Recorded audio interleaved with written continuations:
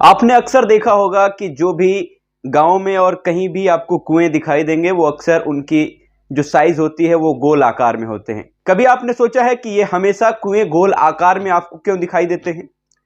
दरअसल इस वीडियो में हम आपको यही बताने के लिए आए हैं कि जो भी कुएं होते हैं उनकी साइज हमेशा गोल क्यों बनाई जाती है। आपने जितने भी कुएं देखे होंगे वो गोल ही मिले होंगे आपको। दरअसल अगर कुएं को चौकोर में या खटकोर में बनाया जाए तो पानी का दबाव हर उस चौकोर और खटकोर के कोने पर जाएगा और कुआं ज्यादा टाइम तक नहीं चल पाएगा और बहुत ही कम समय में कुआं ढहकर नष्ट हो जाएगा, बर्बाद हो जाएगा, बेकार हो जाएगा।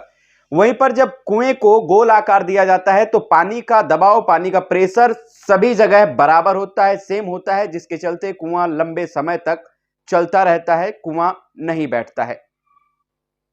अब तो आपने ये जाना कि कुएं को गोल क्यों बनाया जाता है, लेकिन अब बात कर लेते हैं कि आज जो इतिहास से अभी कुछ समय पहले तक जिनका महत्व बहुत ज्यादा था वो कुएं थे। शायद पीने के पानी के लिए एकमात्र साधन कुआं था। लेकिन आज अगर हम आपसे पूछें कि क्या वो कुएं जो कल आपको पानी देते थे पीने के लिए, और भी कई माध्यमों से वो आपको पानी देते थे, कई माध्यमों के लिए आपको वो पानी देते थे, कि आज उन कुओं का उपयोग आप लोग कर रहे हैं? क्या आपके गांव कस्बों में जो कुएं हैं वो स्वच्छ हैं? कुओं की स्थिति कैसी है? मुझे पता होगा कि आप सभी लोग कहेंगे कि मेरे यहाँ के जो भी कुएं हैं उनकी स्थिति बद से बदतर हो चुकी है, वो अब बिल्कुल नष्ट होने के कगार पर आ गए हैं, बहुत से कुएं तो पट गए हैं। ऐसे हालातों में अब एक बात यह करनी जरूरी है कि क्या हम सब लोगों का यह फर्ज नहीं बनता कि जो कुएं कल हमें पीने का पानी मुहैया करा रहे थे, जो कल हमारे लिए जल का एक महत्वपूर्ण साधन थे, अगर आज उनकी महत्वता कम हो गई तो क्या उन्हें नष्ट कर दिया जाए, उन्हें बर्बाद कर दिया जाए, उनका कोई भी केयर ना किया जाए? ये किस हद तक सही है?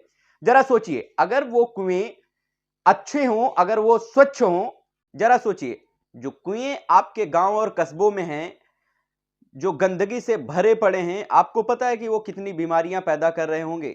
आपको बता दें कि जो भी गंदे कुएं होंगे सबसे ज्यादा आपको मच्छर और ये जो भी ऐसी चीजें होती हैं आपको उसी में मिलेंगी, क्योंकि वो गंदा पानी है और मच्छर गंदे पानी में ही पनपते हैं। वही मच्छर जो गंदे पानी में पनपते हैं फिर आकर आपको संक्रमित करते हैं, क्योंकि आप भी उसी गांव, उसी समाज, उसी कस्बे में रह रहे हैं।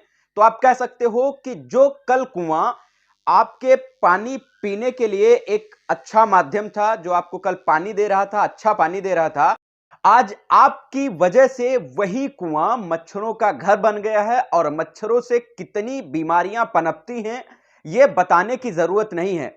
और इस चीज से आप मुकर नहीं सकते। कुएं को बर्बाद करने में, कुएं में जो गंदगी है वो किसी एक ने पैदा की। गंदगी धीरे धीरे पैदा हुई, लेकिन जब किसी ने उसकी साफ सफाई नहीं की तो फिर कुओं की आज हालत बद से बदतर हो गई।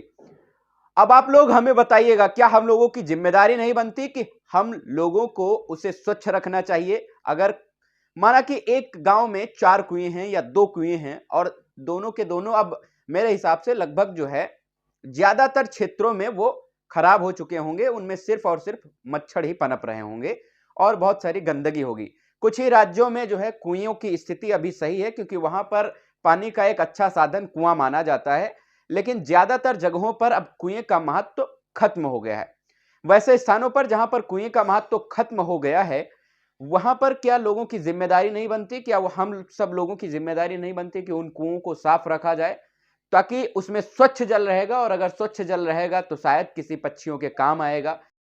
और जो भी ये मच्छरों से संबंधित बीमारियां हैं इन पर थोड़ी सी लगाम तो जरूर लगेगी। अब आपको बता दें कि इतिहास में अगर कुछ समय पहले अभी हम जाते हैं तो पाते हैं कि कुएं का महत्व, जो कुएं हैं जो आज आप देख रहे हो कि जिनकी हालत बहुत खराब है, आज उन्हें कोई देखना पसंद नहीं करता, कोई उसके पास जाना पसंद नहीं करता। और अगर जाकर आप देखते हो तो पानी के ऊपर, जो कुएं का पानी होगा उसके ऊपर एक गंदगी की अच्छी खासी मोटी परत आपको जमी दिख रही होगी, जैसे कि काई हो गया, शैवाल हो गया, और भी उसमें बहुत सारी गंदगी की चीजें फेंक दी जाती हैं, डाल दी जाती हैं।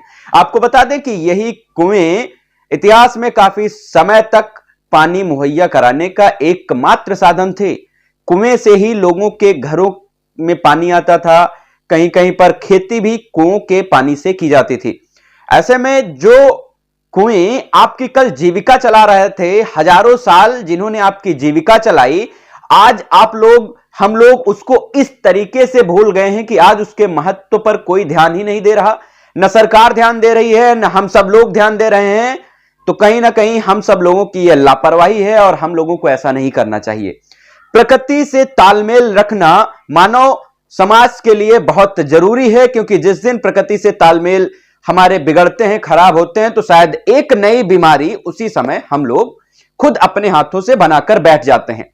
अभी अगर आप मानो तो जो ये कोरोना महामारी आई, कहीं ना कहीं प्रकृति से लगातार छेड़छाड़ का ये एक प्रमुख कारण है, और प्रकृति से ही छेड़छाड़ की वजह से ये बीमारी आई, जिसने पूरी दुनिया में, पूरे विश्व में वो तबाही मचाई जो शायद ये कई दशकों के बाद ऐसा मंजर सब लोगों ने देखा होगा। और हम सब लोगों ने तो शायद जिंदगी में पहली बार यह मंजर देखा होगा। अब ऐसे में हम सभी लोगों की जिम्मेदारी बनती है कि आसपास जो भी हमारे ऐसी चीजें पाई जाती हैं जिन्होंने हमें हमारे जीवन में काफी समय तक उनका महत्व रहा, लेकिन हालातों के और संसाधनों के बढ़ जाने से आज उनका महत्व कम हो गया, तो हमें यह भूलना नहीं चाहिए कि कल की जीविका का यह प्रमुख कारण था। और अगर आज इसका प्रयोग कम हो गया है तो हमें इसे नष्ट कर देना चाहिए, हमें बर्बाद कर देना चाहिए, या हमें इसकी देखरेख नहीं रखनी चाहिए। इसी के साथ आपसे विदा लेता हूं। कल फिर मुलाकात होती है एक नए वीडियो के साथ। तब तक के लिए नमस्कार।